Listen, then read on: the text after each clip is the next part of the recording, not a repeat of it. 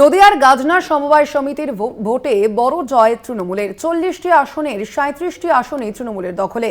3টি আসনে জয় বিজেপির। বিধায়ক মুকুটমণি অধিকারীর উপস্থিতিতে বিজয় উল্লাস তৃণমূল কর্মী সমর্থকদের।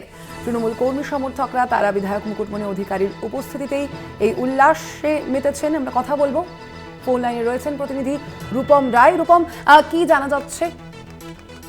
সোনালী, গতকাল ছিল এই সমবায় সমিতিতে ভোট গ্রহণ।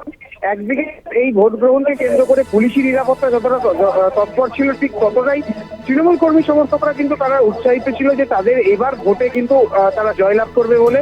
সেরকমই যত বেলা বেরিয়েছে তত ভোটের যে ফলাফল সেদিকটা কিন্তু অনেকটা তৃণমূল বুঝতে পেরেছিল যে তাদের ঝুলিতেই যাচ্ছে এবার এই সমবায় সমিতি।